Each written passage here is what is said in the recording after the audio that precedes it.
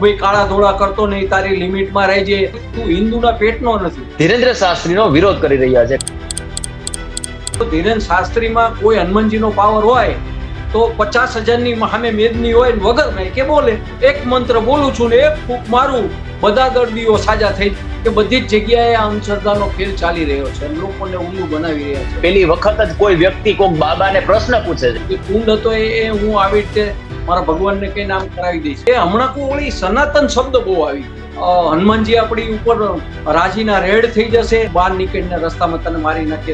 બાબા તો હનુમાનજીની શક્તિ ધરાવે છે, તો એનેથી મને ડર હિન્દુને શેનો હોવો જોઈએ? મને બંદોબસ્ત તો હનુમાનજી ના કરે. એ ભણેલા ના હોય, બાવા બની ગયા હોય, અડધું ભણતર મૂકી સામે વાળો જે વિરોધ કરીને બીવરાઈ દે. તો નેતા તો જશે તો ખરી, પણ માત્ર ને માત્ર પગે લાગવા. ધર્મના નામે આપણું ચાલતું હોય તો ચાલવા દો ને, કાયદાની જગ્યાએ બરોબર છે. એટલે શું લેવા કાયદા બનાવો છો? જો તમારે ના કરવા હોય તો આ બધા તાળા મારી દો.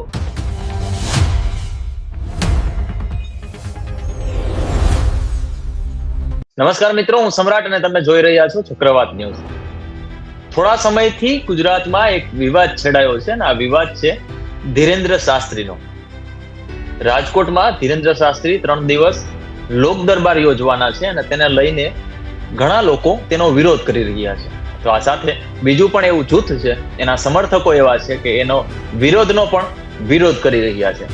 હવે ધીરેન્દ્ર શાસ્ત્રી એક કથાકાર છે, પોતાને એક હનુમાન દાદાના એક સેવક માને છે, અને એવું કહે છે કે એમના આશીર્વાદથી હું બધાનું ભવિષ્ય જોઈ શકું છું, અથવા તો બધા ચિઠ્ઠી લખીને એમને જે વિચારે છે એ ચિઠ્ઠીમાં લખી શકે છે. આ વસ્તુઓને લઈને જે રેશનાલિસ્ટ છે, રેશનાલિસ્ટ એસોસિએશન છે ગુજરાતનું, તેમાં ઘણા બધા રેશનાલિસ્ટો છે. આ સાથે અંધશ્રદ્ધા નિર્મૂલનના જે સમર્થક લોકો છે એ પણ આ લોકોનો વિરોધ કરી રહ્યા છે. હવે આ વિરોધનો વંટોળ ધીમે ધીમે હવે આગળ વધી રહ્યો છે. આમાં વચ્ચે વિજ્ઞાન જાથા પણ જોડાયું હતું, જયંત પંડ્યા. એમણે પણ વિરોધ માટે મંજૂરી માંગી હતી પોલીસ પાસે, પરંતુ પોલીસે એ મંજૂરી સ્વીકારી નહીં અને કહ્યું કે ભાઈ ધાર્મિક લાગણીઓ ન દુભાય, એટલા માટે અમે મંજૂરી તમને વિરોધ કરવાની નથી આપી રહ્યા. હવે આ તમામ મુદ્દે આજે ચર્ચા કરવાના છીએ, અને આ શા માટે આ મુદ્દો અત્યારે સળગતો વિષય છે એના વિશે વાત કરીશું. અમારી સાથે અમારા સંવાદદાતા અને સિનિયર પત્રકાર રાજુદાનભાઈ ગઢવી જોડાયા છે. રાજુદાનભાઈ ગઢવી, આપનું ખૂબ ખૂબ સ્વાગત છે ચક્રવાત ન્યૂઝમાં. રાજુદાનભાઈ, જે રાજકોટમાં જે અત્યારે માહોલ ગરમાયો છે, અને ખાસ કરીને બાગેશ્વર ધામના ધીરેન્દ્ર શાસ્ત્રી છે, તેને લઈને જે વિરોધ થઈ રહ્યો છે, શું છે કારણ? જી, આ પહેલી વાર નથી, આ બીજી વાર ધીરેન શાસ્ત્રીજી જે બાગેશ્વર ધામના છે કથાકાર એ આવી રહ્યા છે, અને તે વખતે પણ આ જ રીતનું હતું. પણ ક્યાંક ને ક્યાંક બાબાનો દોરી સંચાર છે કે સત્તા સાથે સંકળાયેલો હોવાથી ખાસ એવા ટાઈમે જ એ આવે છે કે જ્યારે રેશનાલિસ્ટો હોય એનો વિરોધ કરે કે ભાઈ એક બાજુ તો આપણા વડાપ્રધાન એવું કહી રહ્યા છે કે પેટ્રોલ ડીઝલ ને આ બધી મુશ્કેલી જે દેશને છે, છતાંય એમાં આ કથાનું આવવું, અને એમાં જ જે કથાકારોના સમર્થકો છે, જે બધા આયોજકો સહિતના, એ લોકોએ પણ ઉત્સાહ થઈ જે રીતે એમને આવકાર આપ્યો છે. અને રેશનાલિસ્ટોનું એવું કહેવું છે કે બાબા ઢોંગી છે, પાખંડ જાહેરમાં કરે છે, અને સરકારે 2024નો જે કાયદો છે એ અંધશ્રદ્ધા નિર્મૂલન ગુજરાત સરકારે જ એને પસાર કર્યો, અને એ કાયદાનો ભંગ થઈ રહ્યો છે. અને ખાસ કરીને રેશનાલિસ્ટોમાં જે એક રીત છે કે ભાઈ આ ચમત્કાર તમે સાબિત કરી બતાવો તો 1 કરોડ રૂપિયા લઈ જાઓ, કોઈ કે મારી આ મિલકત લઈ જાઓ. એમાં નવું હોય કે લોખંડનો સળિયો ગરમ કરીને પકડો, એટલે આ રીતે એક આખા ગુજરાતમાં માહોલ થાય છે. બાબા કથા 3 દિવસની કરે છે, પણ મારા ખ્યાલથી આવતા ને જતા ચર્ચા એની અઠવાડિયું 15 દિવસ ચાલતી હોય છે, અને એક માહોલ પણ બદલાતો હોય છે. હવે લોકો પેટ્રોલ પંપની લાઈને ડીઝલ ને આ તે ખેડૂતોના પ્રશ્નો છે, આ રીતે પરિસ્થિતિ સારી નથી, છતાં પણ જે કથા રહ્યું એ વ્યવસ્થિત ચાલે એ માટે વ્યવસ્થા થાય, એટલે બધાને નવાઈ તો લાગવાની. એટલે બધાને એવું હતું કે આ વૈજ્ઞાનિક જે અભિગમ અપનાવે છે આ અંધશ્રદ્ધા નિર્મૂલન વાળા, એમની જીત થાય છે કે આમની આઈપીએલ મેચમાં જે રીતે મેચમાં રસાકસી હોય ને એવી રસાકસી બરોબર જામી છે શ્રદ્ધા અને અંધશ્રદ્ધા વચ્ચે. બાબાની કથામાં બધા શું બોધપાઠ લે છે એ તો ખ્યાલ નથી, જે કથામાં જતા હોય એને ખબર હોય. જે અંધશ્રદ્ધા નિર્મૂલન આખી જે બધું ચાલી રહ્યું છે એમાં રેશનાલિસ્ટો જે બધા નક્કી કર્યું છે કે બાબાનો વિરોધ કરવો ને કર્યો, પણ વિજ્ઞાન જાથા રાજકોટ જે આ વર્ષોથી કામ કરે છે અને જેમ મોરારી બાપુની કથામાં એ હોય કે 1008મી કથા, એવી રીતે વિજ્ઞાન જાથા વાળા એ લખે છે કે 1008 લોકોનો 8મો પર્દાફાશ. આ જે કંઈક શિવ વાળા જામનગરમાં છે બેન, એનો એ લોકોએ કર્યો. પણ એમની જે સિસ્ટમ છે એ વિજ્ઞાન જાથાની એ લોકોને ગળે ઉતરતી નથી ગમે તેમ હોય. એનું કારણ એટલું જ છે કે જે ભુવા બાવા ઢોંગી સાધુ કે પાખંડીઓ જે મજબૂતાઈથી ઊભા છે અને એની જોડે સરકાર ઊભી છે, ત્યાં વિજ્ઞાન જાથારીઓ એ કોઈ પણ સંજોગોમાં કામ કરતું નથી. જેની પાછળ કોઈ ના હોય એવા હોય જે જોર વગરના કે અથવા સરકારના નક્કી કરેલા હોય અથવા તો એ પોલીસ પ્રોટેક્શન સાથે જાય છે, કેસ એની ઉપર કરતા નથી. જો સમજો તમે વિજ્ઞાન જાથાનું લિસ્ટ મગાવો અને એમની પાસે માંગો માહિતી કે તમે આટલા 1000 લોકોને પર્દાફાશ કર્યો પણ શું લીધું, તો કે છે કે અમે એનું માફીનામું લઈ લઈએ છીએ. લઈ જાય પોલીસને, પોલીસ સાથે જાય અને એ પણ અહીંયા જઈને તમે જોવો તો એકલ દોકલ જે નાની ઓલી ચલાવતો હોય હાટડી પોતાની અંધશ્રદ્ધાની, એમાંથી લોકોની છેતરપિંડી કરતા હોય છે. જ્યારે મોટી છેતરપિંડી કરનારા જે સ્થળો છે ગુજરાતમાં ઘણા છે. નામ દેવા બેવી તો એક પછી એકના નામ બહાર આવે એવું છે કે બધી જ જગ્યાએ આ અંધશ્રદ્ધાનો ખેલ ચાલી રહ્યો છે અને લોકોને ઉલ્લુ બનાવી રહ્યા છે.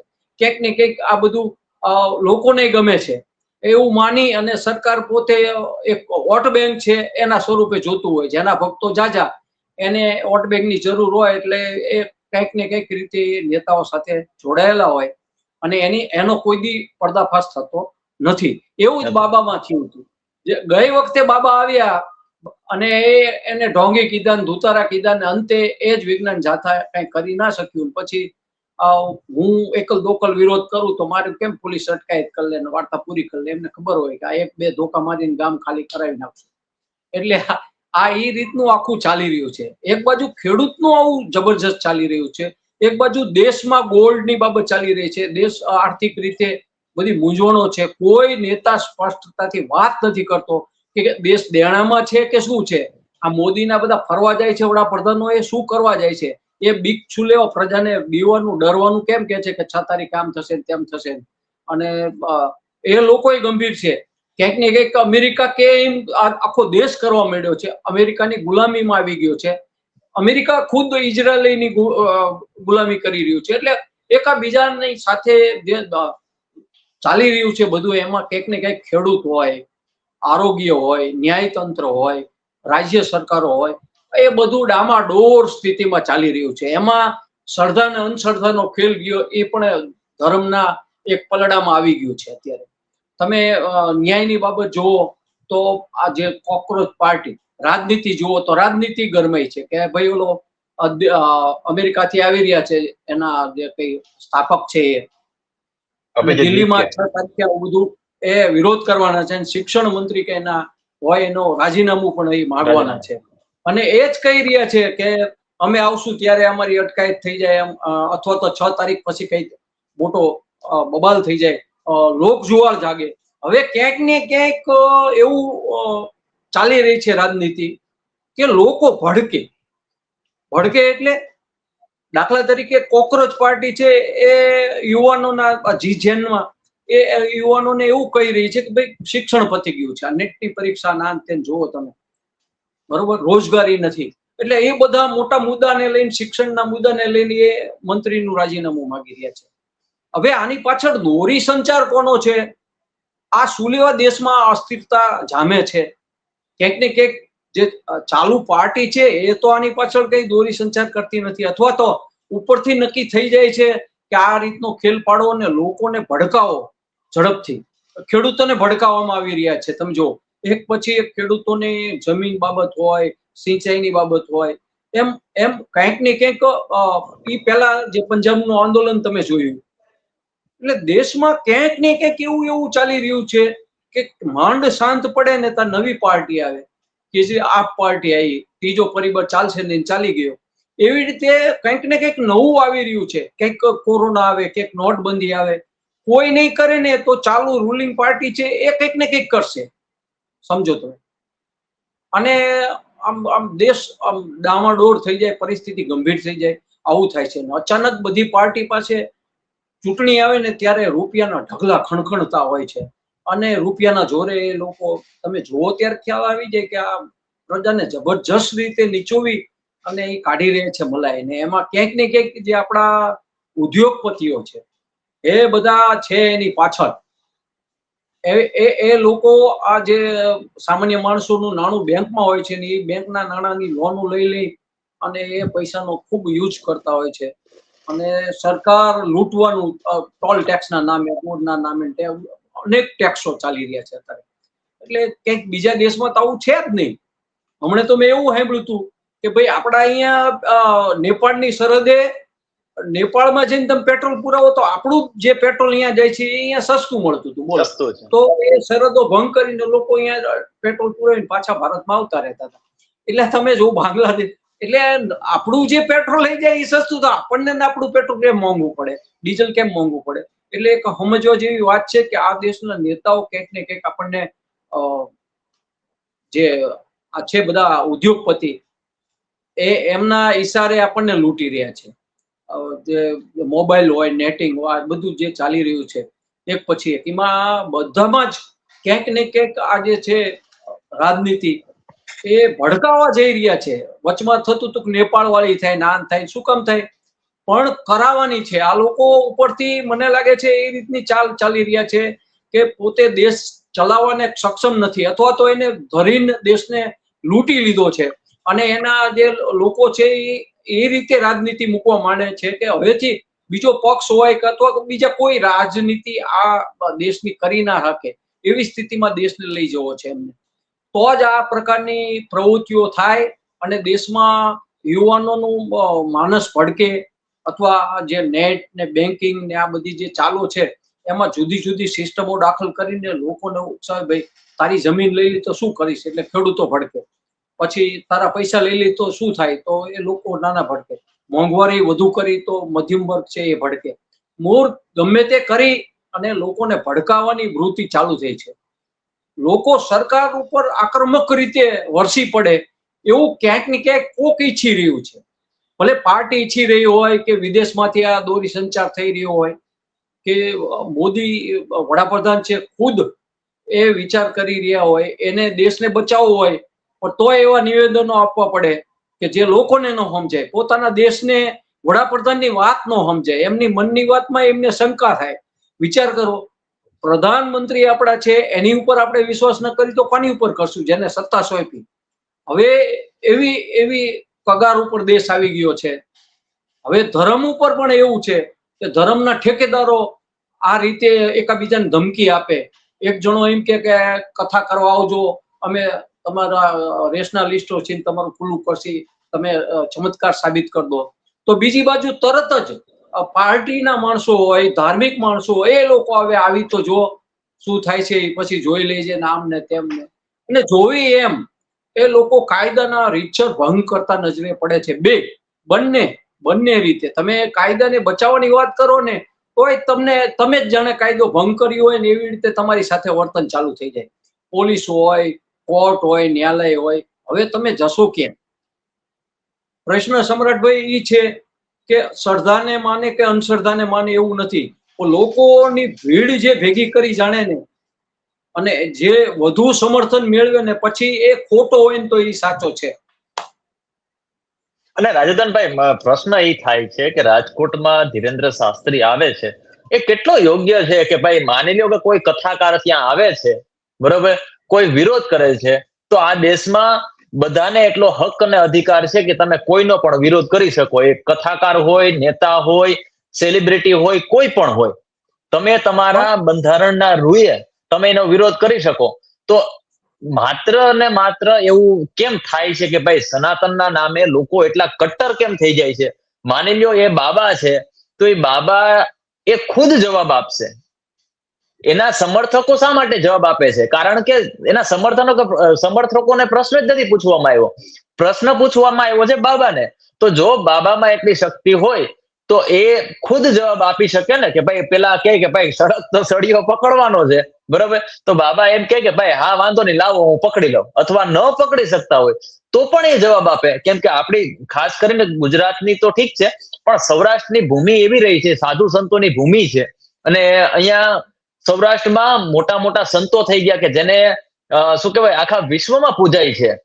એવા સંતો થઈ ગયા. આપા ગીગાને તમે જોઈ લ્યો, સત્તાધારના લઈ લ્યો, પરબધામ લઈ લ્યો, તોરણિયા લઈ લ્યો. ઘણા બધા સંતો થઈ ગયા છે. આપણી સંતોની ભૂમિ છે. તો સંતોની ભૂમિમાં જો કોઈ એને સંતને કોઈ પ્રશ્ન પૂછે ને, એવું તો છે નહીં કે ભાઈ પહેલી વખત આ બાબા અહીંયા ગુજરાતમાં કે સૌરાષ્ટ્રમાં આવે છે ને પહેલી વખત જ કોઈ વ્યક્તિ કોઈક બાબાને પ્રશ્ન પૂછે છે. આ પેલા વર્ષોથી આપણે જોઈએ છીએ. આપણે ઘણા બધા ઇતિહાસોમાં વાંચ્યું છે કે ભાઈ જેટલા પણ સાધુ સંતો છે એમાં લોકો એને પ્રશ્ન પૂછતા આવ્યા છે. અને એને જ્યાં શંકા હતી ત્યારે પ્રશ્ન પૂછ્યા, અને જે સંતો હતા એને પણ એને સામે ઘૂંટડો ઉતરી જાય એ રીતે જવાબ આપ્યા છે. તો આમાં સનાતનના નામે ઉગ્ર થવાની કે ગાળાગાળી સુધી પહોંચી જવાની, ધમકી આપવાની ક્યાં જરૂર પડે છે?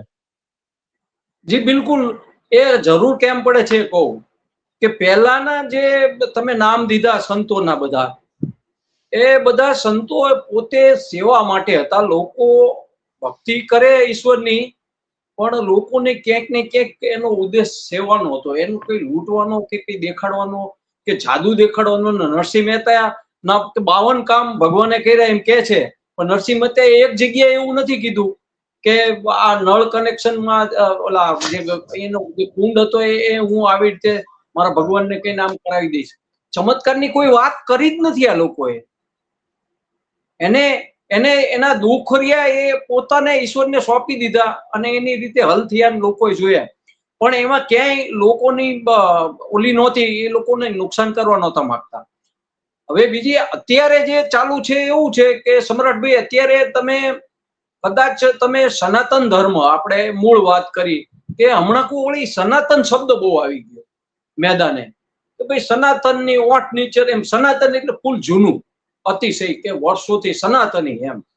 હવે બધા જ સનાતની થઈ ગયા છે. એ સનાતનીના આંચળા નીચે એટલા નરાધમો, પણ એટલા બધા પાખંડીઓ, એટલા બધા. પણ એ લોકો કઈ રીતે રહે છે? એકાબીજાને આંચળા ઓઢીને રહે છે. કારણ કે એનું તમે સહેજ ગોદડું ખેંચો કે ભાઈ એને ખુલ્લો કરો તો તરત એની પાછળ બીજા એની જેવા જ હોય છે. એ ધર્મના નામે તમારી સામે આવી જાય. તમે હિન્દુ હોવા છતાં તમને કોમેન્ટમાં એવું લખે તું હિન્દુના પેટનો નથી. એટલી કક્ષાએ એની સામે કોમેન્ટો થવા માંડે, એની સામે જાણે એ હિન્દુ જ નથી. હિન્દુ ઉપર હિન્દુ તૂટી પડે એ પરિસ્થિતિ થાય. હવે વાત એ છે કે બદનામ મોમેડિયન થાય. એમ કે કાં તો ઓલા બાદશાહના પેટનો છે, નાનો ઔરંગઝેબની ઓલાદ છે ને, બાબર છે ને, હુમાયુ છે ને. આપણા હિન્દુત્વના બહુ મોટો ચહેરો હતો, તમને યાદ હોય તો મારા ખ્યાલથી પ્રવીણભાઈ તોગડિયા, અને છે તે પ્રવીણભાઈ તોગડિયાનું વિશ્વ હિન્દુ પરિષદ હાલતું હતું. અને ત્યારે સીએમ તરીકે નરેન્દ્રભાઈ મોદી અને વચ્ચે કંઈક ટસલ થઈ ગઈ, ગમે તે થઈ ગયું. પછી રાતોરાત એમને રોવાનો વારો આવ્યો હતો. ત્યારે કોઈ એની પાસે નહોતું, અને એમ કહેતો હતો કે હવે હું અસુરક્ષિત છું ને આ દેશમાં મને આ લોકો મારી નાખશે, નામ કરશે ને તેમ કરશે. આ બધું જોયું હતું બધાએ. વળી પાછી એ જ વાત અહીંયા લાગી ગઈ. એટલે સત્તા પાસે શાણ પણ કોઈ પણ કરવા જાય તો એ આ એવડી મોટી ગેંગ છે. હું ગેંગ કહીશ, કારણ કે હવે તો એ પક્ષ હોય, બી પક્ષ હોય, રેડ હોય, લાલ હોય, જે હોય, સી હોય, પી હોય, જેટલા પક્ષો આ દેશમાં રાજનીતિ કરવા આવશે અથવા રાજનીતિ કરી રહ્યા છે, એ બધી જ એક પ્રકારની ગેંગ છે, ગેંગ. અને એની સિન્ડિકેટ એ લોકોને બીવરાવવામાં, ડરાવવામાં આ રીતે થવાની. અને હવે ઓલા કહે છે ને માથા જ ગણાય છે એમ, એ લોકોનો જૂથ એવડા મોટા થઈ જશે અને એ કાયદો એ સંભાળશે. એ કાયદો તોડે તો એ કાયદો બરોબર તોડ્યો એમ કે છે, લોકો માની જશે કે ના એ બરોબર કર્યું. સમ્રાટભાઈ તમારી ચેનલ એમ કહી દે છે કાલ સવારે આ જ લોકો કે તમે જો એમને તમારી વાત નહીં ગમે ને તો એમ કે છે કે આ લોકો તો પત્રકારત્વ નથી કરતા, આ લોકો તો ગોદી મીડિયા જેવા છે ને આ લોકો તો આવા છે ને તેવા. બસ કહેતા કઈ વાર લાગવાની જ નથી. તમે 100 કામ આ પ્રજાના કર્યા હશે તો 1 મિનિટમાં એને નહીં ગમે તો એ તમને નકારી કાઢશે. એટલે આ સિસ્ટમ રહી રાજકારણમાં અત્યારે કામ કરી રહી છે. એમનું જૂથ જ એવડું મોટું છે કે તમે સામે થયા તો તમારું કઈ જવાનું નથી અને તમને તમારી સામે એટલા લોકો તમને કંટાળો લઈ દે છે. તમે સાચા હશો ને તોય હવે જે પટેલ સાહેબ છે એડવોકેટ રાજકોટના, એને ઇનામ પણ જાહેર કર્યું.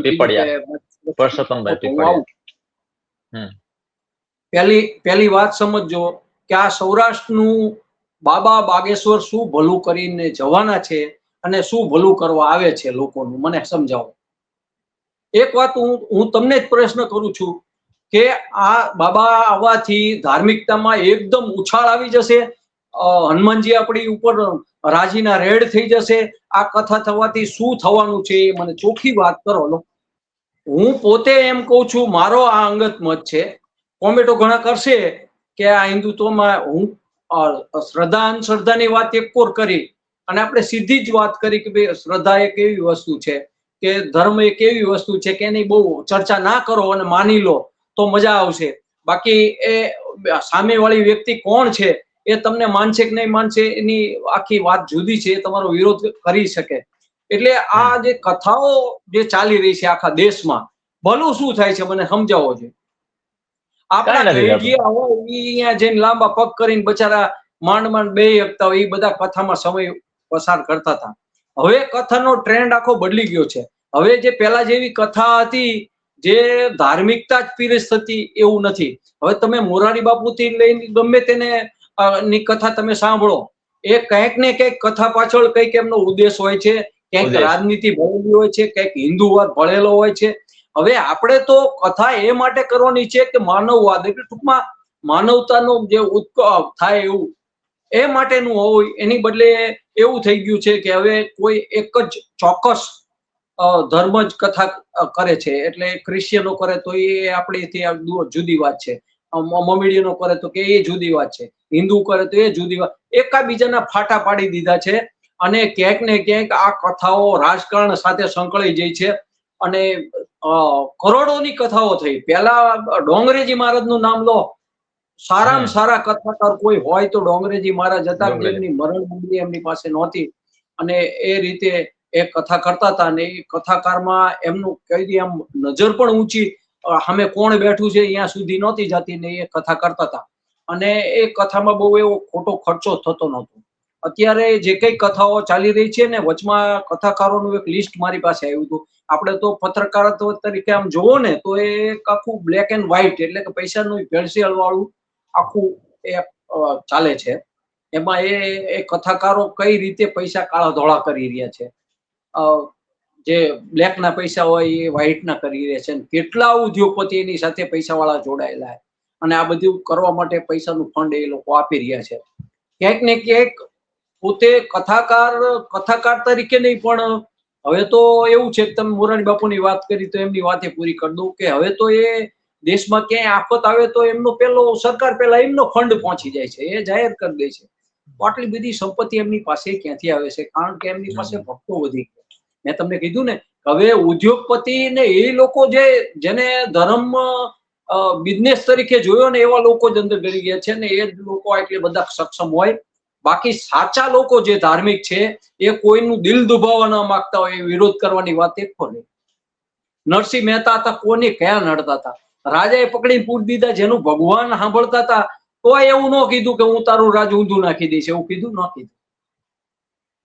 એટલે આ તો સરળ સ્વભાવ એકદમ હોય અને મન કુટલાય આખું ચોપાઈ છે. તમે જો રામાયણમાં પણ એ મુજબનું કઈ થાય છે નથી થતું, ઉલટાનું ધમકાવાની એવી વાત ચાલુ છે.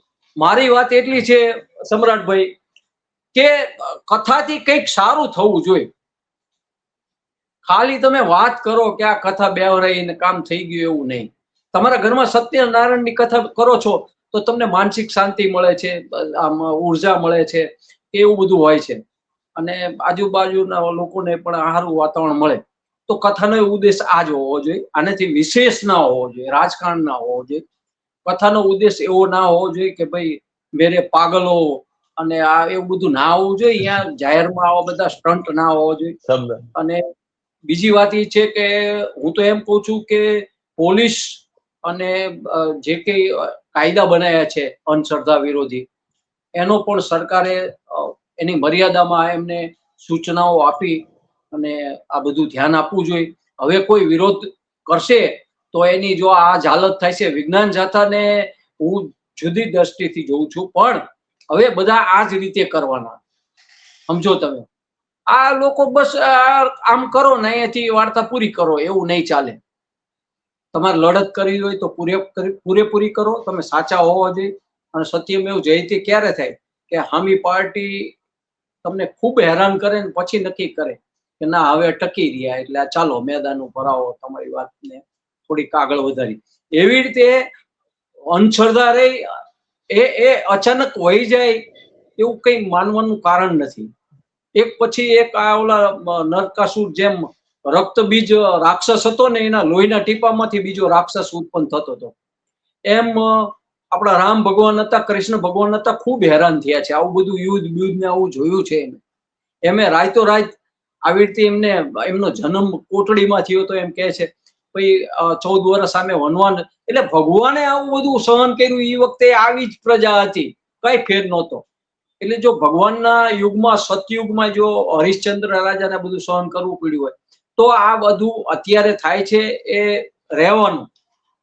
પણ જો સરકારમાં કંટ્રોલ પાવર હોય તો એ સ્પષ્ટતા કરે કે ભાઈ અંધશ્રદ્ધા માટે અમે જરૂરી સૂચનાઓ કથાકારોને આપશું. આપણે અત્યાર સુધીમાં મેં નથી જોયું કોઈ સરકારે કથાકારને સૂચના આપી હોય કે તું ભાઈ કાળા ધોળા કરતો નહીં, તારી લિમિટમાં રહેજે, અંધશ્રદ્ધા ફેલાવતો નહીં. આવું કહેવા કોઈ ગયું જ નથી. કથાકારો અચાનક આટલા બધા રૂપિયા વાળા ક્યાંથી થઈ ગયા, ગાડીઓ વાળા ક્યાંથી થઈ ગયા? વિચાર કરો, માને છે એ ભગવાનને પણ માઇક વગર વાત નહીં કરે. હું એમ કઉ છું એનામાં જો ધીરેન શાસ્ત્રીમાં કોઈ હનુમાનજીનો પાવર હોય તો 50,000ની સામે મેદની હોય ને વગર માઇકે બોલે, કરે ચમત્કાર. જો ચમત્કાર જ એને દેખાડવો હોય તો આવી ચીઠીઓ બીઠીઓનો નહીં, એવો ચમત્કાર દેખાડે કે રાજકોટ કે સૌરાષ્ટ્રની જેટલી હોસ્પિટલોમાં છે, હું અહીંયા બેઠો બેઠો એક મંત્ર બોલું છું ને એક ફૂંક મારું, બધા દર્દીઓ સાજા થઈ જાય. ચલો કરો ચમત્કાર, બધી હોસ્પિટલના દર્દીઓ નીકળી જાય બહાર કમ્પ્લીટ થઈને, ભલે વિજ્ઞાન પણ જોતું રહી જાય. એવું કરવામાં આમને રસ નથી. એક એક વ્યક્તિને ખાલી પકડે છે કે તારું આ છે ને તે છે ને તે આમ કર્યું છે ને તેમ કર્યું છે. હવે હજારો વ્યક્તિ આવે, એમાં 3-4 વ્યક્તિની ચિઠ્ઠી લાગે અને એની 2 કલાકની કથા પૂરી થાય. એટલે આ બધાને ખબર પડે છે કે આમાં બધાનું ભલું ના થાય. આ જે પેલું કરે છે, પેલું આ ચમત્કાર બમત્કાર કરે છે, શું લાગે છે કેવી રીતે કરતા છે? હવે ચમત્કારની વાત છે એ આખી મનોવૈજ્ઞાનિક વાત છે, તમે સમજો. એના માટે જે આ રેશનાલિસ્ટો છે એમની પાસે આખી થીમ છે, પણ એમની કોઈ સમજવા તૈયાર નથી. જો એ હકીકતમાં નાના પાટેકરનું એક પિક્ચર હતું પ્રહાર કે, એક બાજુ નેતાઓ ભાષણ કરતા હોય ને એક બાજુ પાટેકર બોલતો હોય છે. એવી આમને ગોઠવણ કરી આપે કે રેશનાલિસ્ટોને હું આવકારું છું અને એની સુરક્ષાની જવાબદારી લઉં છું. મારા ભક્તોને કહું છું કે એ હકીકતમાં સાચા છે, એમને જે મનમાં પ્રશ્ન છે, જો મારી પાસે શક્તિ છે તો હું જવાબ દઈશ. હકીકતમાં એની સામે બેવરાવે, એની જોડે જ સંવાદ થવો જોઈએ, પ્રજાએ જોવું જોઈએ. બાકી આ ચિઠ્ઠાવાળા પ્રશ્ન તો એ બધી જગ્યાએ કરે જ છે બાગેશ્વર, બરાબર? આવા એક નથી, અનેક છે. આની પહેલા પાંડુરકર સરકાર હતી, એ આખો હજી કરે જ છે. આ ચિઠ્ઠીમાંથી તમારું ભવિષ્ય જાણી લે ને એડવાન્સ લખી નાખે. આ બધો જે ચમત્કાર છે એ બધો નોર્મલ છે. આ બધું મનોવૈજ્ઞાનિક કારણો સાથેનું છે. કારણ કે એ ના હોય તો એને આ લોકોની સામે લાવી અને બેસાડી દે અને એમની સામે જ આ બધું કરે. આ લોકોનું ચેલેન્જ સ્વીકારવા તૈયાર નથી. આ લોકો અહીંયા જવાના તૈયાર થાય એટલે માટે એના માણસો એને ધમકાવે છે કે તું બહાર નીકળીને રસ્તામાં તને મારી નાખીએ. તો એ લોકોને બીક કે શેની લાગે? જો આ બાબા જ હોય તો બાબા તો હનુમાનજીની શક્તિ ધરાવે છે, તો એનેથી મને ડર હિન્દુને શેનો હોવો જોઈએ મને કહો. પણ છતાંય ડર લાગે છે કે ક્યાંક હું બોલી જઈશ તો એના માણસો રિયા મારો વિરોધ કરશે, મને આમ કરશે તેમ કરશે.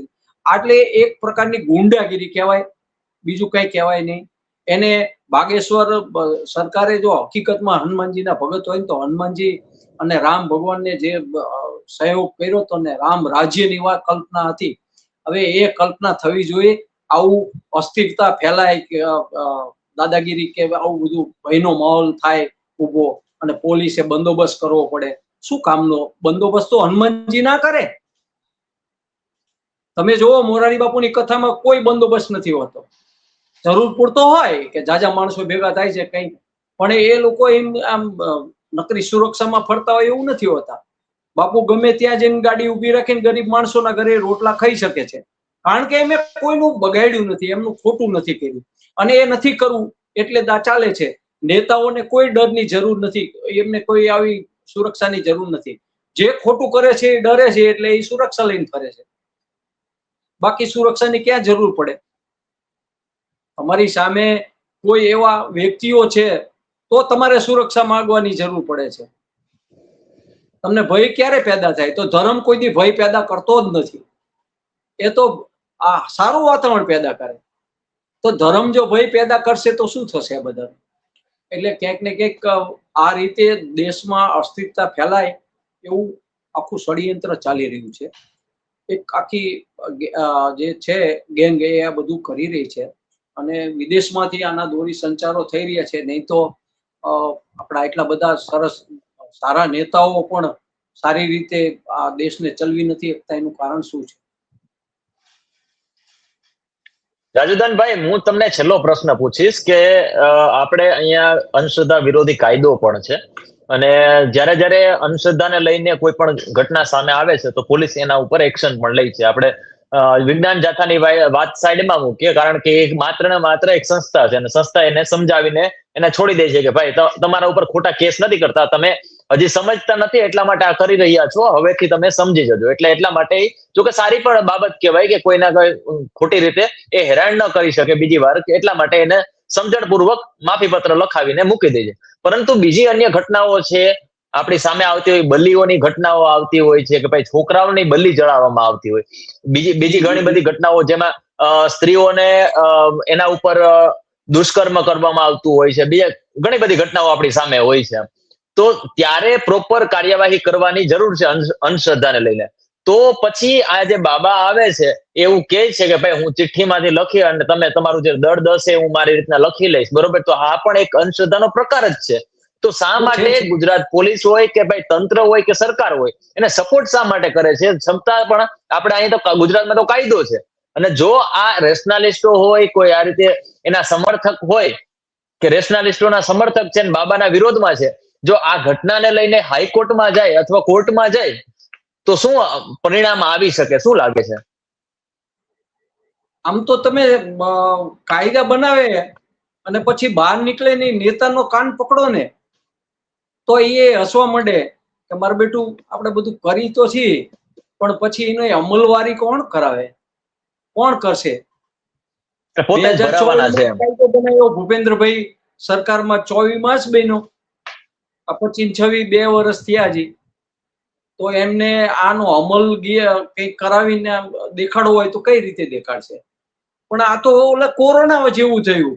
કોરોના વખતે બરોબર ઇલેક્શન કઈ ચાલતા હતા, બાય ઇલેક્શન અમારે થયા હતા, તો આ પેટામાં તો ભાજપની કે કઈ સત્તાધીશોની જે સભાઓ હોય ફૂલ ગાજતી, પછી નેતાઓ બીજે દિવસે કે હું સભામાં આવ્યો તો મને કોરોના થયો છે ને મારા સંપર્કમાં આવ્યા હોય ચેક કરાવે. તમે એના લીરા ઉડાડો છો. એટલે હવે તો આ લોકો વિધાનસભામાં હસતા હોય છે, અને ઉપર આ બધે જે રીતે કાયદો બને છે ને પછી એની મસ્કરી થાય છે. મેં તમને ના કીધું કે દેશના એટલા બધા સારા જે નેતાઓ આપણે ગુજરાતીઓ આપ્યા, છતાંય ગુજરાતીઓને ગભરાવી રહ્યા છે. આપણને નરેન્દ્રભાઈ મોદી અને અમિત શાહ, ચાણક્ય જેને કહેવાય, આટલા બધા પાત્ર મળે, તોય આનંદીબેન એવું બોલ્યા હતા કે એક ચાણક્ય વિશે. પણ જે રીતે આ રાજનેતાઓ અંદર અંદર રમત રમે છે અને ક્યાંક ને ક્યાંક એ પોતે સત્તા સંભાળી નથી શકતા અને કાં એનો લાભ લઈ લે છે મોટા પાયે, અને એના ફેમિલીઓ બધા રીચ થઈ જાય દેશના. અત્યારે તો હું તમને કહું, આરોગ્યની દ્રષ્ટિએ જુઓ તમે, પછી પર્યાવરણની દ્રષ્ટિએ જુઓ, પછી આ સિંચાઈ ને ખેડૂતોને આ બધું પર્યાવરણ બિલકુલ બગાડી રહ્યા છે, બરોબર. પછી રોજગારની દ્રષ્ટિએ જુઓ, પછી આ ધર્મની દ્રષ્ટિએ જુઓ. ધર્મની દ્રષ્ટિએ આ બધું હીન કક્ષાએ વયું ગયું છે બાપુ. આપણને હવે શરમ નથી કે કોઈ સંતે પોતે મહામંડલેશ્વર 1008 એવીની ગાડી ઉપર મોટા સ્ટીકર મારી અને 2-3 હજારના ટોળા સાથે નીકળતો, માળાઓ આમ પહેરીને, આમ બાવો આમ ભરચક લાગતો હોય સંત મહાસંત ને મહામંડલેશ્વર ને. પછી આપણે તપાસ કરી કે ભાઈ તમે હમણાં આજે ડિગ્રી લાવ્યા 1008 પપ્પુ જેની, હવે આ તમે ધર્મ ધુરંધરની ક્યાંથી લાવ્યા? તો ભાઈ અહીંયા જૂના અખાડાના નામ જે કઈ હોય એમના મોટા મહામંડલેશ્વરો એના નામ લે અને અહીંયા એ પોતે કરોડો રૂપિયા આપે. સમજો તમે, અહીંયા દાન કરે ને ભંડારા કરે ને કંઈક કરે. આટલો બધો એ ખર્ચ જે છે, જે રૂપિયા છે, ક્યાંથી લાવ્યો હોય છે? એ આશ્રમમાંથી લોકોને લૂંટ્યા હોય છે ધર્મના નામે, અને એ પૈસા એ લોકો એના આશ્રમમાં પોતાની ડિગ્રીમાં વાપરે છે. બાકી ભણતરમાં એ શું વાપરે? એ જ ભણેલા ના હોય, બાવા બની ગયા હોય, અડધું ભણતર મૂકી અને આ ચાલુ કર્યું હોય. એટલે એમના માઇન્ડ એટલા બધા કામ કરતા હોય છે કે લોકોને રીતસરના ઉલ્લુ બનાવે છે. એમની સંસ્થાઓ, આશ્રમો છે એ મોટા મોટા વિશાળ છે કે એમને કઈ આવી જરૂર પડશે ને કદાચ, તો એમની પાસે પ્રોટેક્શન એ મળી જશે, એમની સાથે રાજનીતિ ભળી જશે, એમની સાથે મોટા વ્યક્તિઓ મળી જશે. અને જે વિરોધ કરતા હોય છે, લોકોમાં વિરોધ ના કહેવાય પણ જે સાચી વાત કરે છે એની વાતને આ લોકો સ્વીકારે નહીં અને એને કેવી રીતે દબાવી દેવાય એ હમણાં તમને જુનાગઢના વિવાદો તમે જોયા તો એ રીતે થઈ જતા હોય છે. આટલા બધા પૈસા હોય એટલે એ વિવાદો એમને ઢાંકતા આવડે છે. એટલે આ કોઈ ભગવાનની ભક્તિ કરતા હોય એવું મને લાગતું નથી. દાદાગીરી જ કરે છે. એમની પાસે આવા માણસો છે કે લોકો સામેવાળો જે વિરોધ કરે એને બીવરાવી દેવો અને કોઈ વિરોધ ના કરે એ માટે પોલિટિશિયનો સાથે પણ ભળી જતા હોય છે. અને આને માનનારા લોકો પણ અસંખ્ય છે. સમજો તમે, જો ગુજરાત સરકારે અંધશ્રદ્ધાનો નિર્મૂલનનો કાયદો બનાવ્યો હોય તો લોકોને એ જાગૃતતા આવે, લોકો એ કાયદાનો લાભ લે. એ માટે સરકારે પ્રયત્ન કરવો જોઈએ કે બાબાને અહીંયા ખેલ કરવા બોલાવવા જોઈએ. મને સમજાવો. એટલે ક્યાંક ને ક્યાંક સરકારની નીતિ એવું છે કે ધર્મના નામે આપણું ચાલતું હોય તો ચાલવા દો ને, કાયદાની જગ્યાએ બરોબર છે. નહીતર ભૂપેન્દ્રભાઈ અહીંયા આવીને નક્કી ના કરી જાય કે ભાઈ આ કાયદો તો મારી સરકારમાં બન્યો છે, હું ભાઈ ચેક કરીશ, આ વસ્તુ ન બનવી જોઈએ, કાયદો નહીં તૂટવો જોઈએ. અને લોકોને જાગૃત કરવા જોઈએ, પોલીસને કહી દેવી જોઈએ ભાઈ સરકાર આ તમે ચેક કરીને પછી એને મંજૂરી આપજો. એની બદલે ઓલા રાહ જોતા હતા વિજ્ઞાન જાતા વાળા કે આપણો આ ખેલ રહ્યો એ અહીંયાથી અટકી જાય. બરોબર, આવડા મોટા સામે ક્યાં આપણે બાદ ભરવી? નાનું બાનું હોત તો આપણે હેન્ડલ કરી લે. એટલે એ નાની સંસ્થા એ નાની રીતે આવું કર્યું છે. પણ બાકીના જે રેશનાલિસ્ટો છે એમના દાવા છે, હકીકત સરકારે જાગવું જોઈએ. અને આ કથા કરે એમાં એક દિવસ, આ 3 દિવસ કથા ચાલે કે 3 કે 4 દિવસ, તો એમાં એક દિવસ આમને પોતે જ લઈ જવા જોઈએ. સરકારે મોટા મંત્રીઓ હાજરી આપવી જોઈએ. ચાલો તમારા પ્રશ્ન તમે પૂછો ને. બાબા જો હકીકત તાકાત વાળી વ્યક્તિ હોય, એટલી શક્તિશાળી વ્યક્તિ હોય, આ દુનિયામાં હોય કોઈ વ્યક્તિ નથી એવું રેશનાલિસ્ટો કે છે, તો પછી આ હોય તો પછી એને સાબિત કરી દેખાડવું જોઈએ. અને એટલે કદાચ ને એ તમે જે વાત કરી રહ્યા છો રાજુદાનભાઈ કે ભાઈ નેતાઓને ત્યાં જવું જોઈએ અને બાબા પાસે જવું જોઈએ, પુરાવા માંગવા જોઈએ, પરંતુ નેતા તો જશે તો ખરી પણ માત્ર ને માત્ર પગે લાગવા અથવા તો પોતાનો ચહેરો ચમકાવવા કે રાજકોટમાં આવ્યા છીએ તો હવે અમે ભેગા ભેગા નાઈ લઈએ, ગંગામાં ડૂબકી મારી લઈએ એમ. એટલે આવી જ પરિસ્થિતિ દર વખતે થાય છે.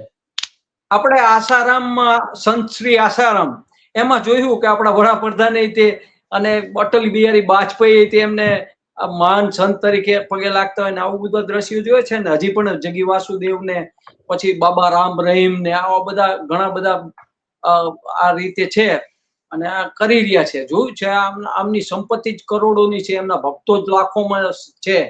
એટલે એમને ક્યાંક ને ક્યાંક રાજકારણની એમની જરૂર છે, કાયદાની જરૂર નથી. એટલે મેં તમને કીધું બધા પક્ષો આવે છે એ આજ કરે છે, કાયદાની મજાક આ લોકો જ ઉડાવે છે, બીજા કોઈ નહીં. નાના લોકોને તો કાયદો તોડવો હોય તો બીક લાગે કે મારી ઉપર આમ થશે. માની લો કે નાનું એવું મીડિયા અત્યારે બહુ સખત રીતે કોઈ કરતું હોય, સમાચારો દેતું હોય, સરકારની આંખ ખોલતું હોય, તો એને ડર હોય છે કે ક્યાંક આપણે કોર્ટની લાઈનમાં ઉભો ન રાખી દે, ક્યાંક મને આ રીતે ના કરે. આ એક ડરનો માહોલ બનાવી અને રાજનીતિ કરવી વ્યાજબી નથી.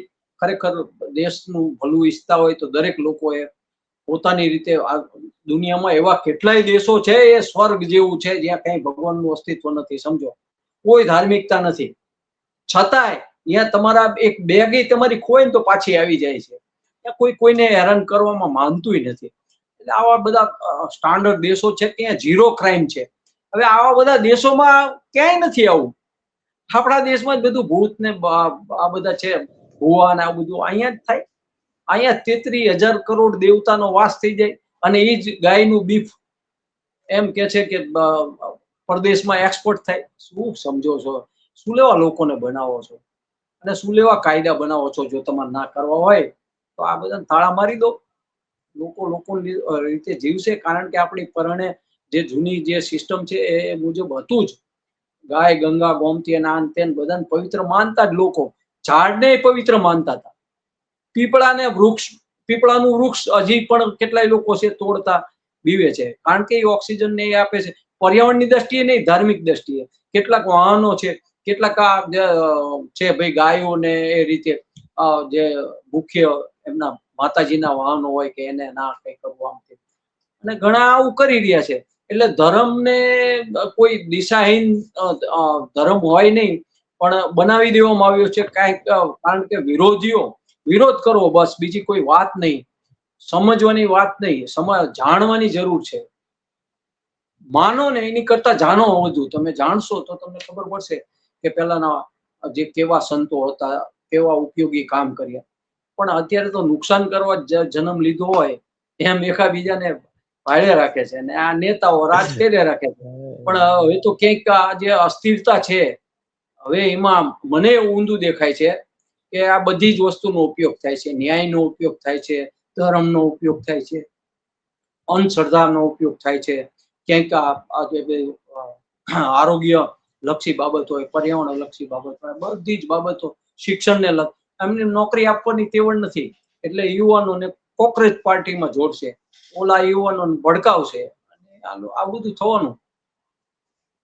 એટલે આભાર રાજુદાનભાઈ, અમારી સાથે જોડાવા બદલ. આ સમગ્ર મુદ્દે જે વાત કરી છે, અને આશા છે કે ખરેખર હવે ધીરેન્દ્ર શાસ્ત્રી કઈક ગુજરાત રાજકોટમાં આવે અને વ્યવસ્થિત ચમત્કાર બતાવે તો લોકોને ખબર પડે.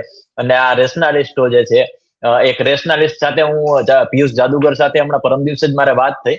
એમને પણ છેલ્લે મેં એટલું કીધું કે અમને એવી રાહ છે, અમે વેઇટ કરીએ છીએ કે રાજકોટમાં ધીરેન્દ્ર શાસ્ત્રી આવે અને તમે જે ડિમાન્ડ્સ કરી છે, તમે જે માંગ મૂકી છે, તમે જે ચેલેન્જ આપી છે, એ ચેલેન્જમાં તમે હારી જાઓ અને ધીરેન્દ્ર શાસ્ત્રી જીતી જાય એવી આશા લઈને અમે કીધું પ્રાર્થના કરીએ છીએ. પરંતુ હવે જે વસ્તુ થઈ રહી છે એને લઈને રાજુદાનભાઈ, તમે જે રીતે વાત કરી કે કઈ રીતે આખો માહોલ બની રહ્યો છે, અને ધીરેન્દ્ર શાસ્ત્રી જો ખરેખર એનામાં કંઈક હોય તો એ વ્યવસ્થિત રીતે આગળ વધશે અને આજે એનો વિરોધ કરી રહ્યા છે લોકો, એને પણ યોગ્ય જવાબ આપશે. આભાર રાજુદાનભાઈ, અમારી સાથે જોડાવા બદલ. આ હતા રાજુદાનભાઈ ગઢવી, જેઓ સિનિયર પત્રકાર છે અને ઘણા સમયથી લોકો સાથે જોડાયેલા વ્યક્તિ છે. એટલા માટે તેમની સાથે ચર્ચા કરવાનો મુદ્દો એ હતો કે તે એક એવા સમાજમાંથી પણ આવે છે જેમણે શું કહેવાય, ગુજરાતનો ઇતિહાસ, સૌરાષ્ટ્રનો ઇતિહાસ ખૂબ નજીકથી જાણે છે. એટલા માટે, અને અત્યારે જે ધીરેન્દ્ર શાસ્ત્રીનો જે વિવાદ ચાલી રહ્યો છે રાજકોટમાં, તેઓ કાલથી ત્યાં આવી રહ્યા છે, દિવ્ય દરબાર રોજ યોજવાનો છે. આ વચ્ચે વિજ્ઞાન જાથા હોય કે રેશનલિસ્ટ ગ્રુપ હોય, તેઓ તમામ લોકો ધીરેન્દ્ર શાસ્ત્રીનો વિરોધ કરી રહ્યા છે, કારણ કે તેઓ ચમત્કાર કરે છે, અને ચમત્કાર એટલા ઇટ મીન્સ કે અંધશ્રદ્ધા ફેલાવે છે. એટલે હવે આવનારો સમય બતાવશે કે આ જે રેશનલિસ્ટ એસોસિએશન છે, તેમના જે મેમ્બર્સ છે, તે આ પગલે શું કરવાના છે અને સરકારને કઈ રીતે ઘેરશે, અથવા તો તંત્રને કેવી રીતે ઘેરશે, તેના વિશે આપણે રાહ જોવાની છે. જો તમને આ વિડીયો પસંદ આવ્યો હોય અને અમારી ચર્ચામાં જો રસ પડ્યો હોય તો અમારી ચેનલને લાઇક, શેર અને સબસ્ક્રાઇબ કરવાનું ભૂલતા નહીં. નમસ્કાર.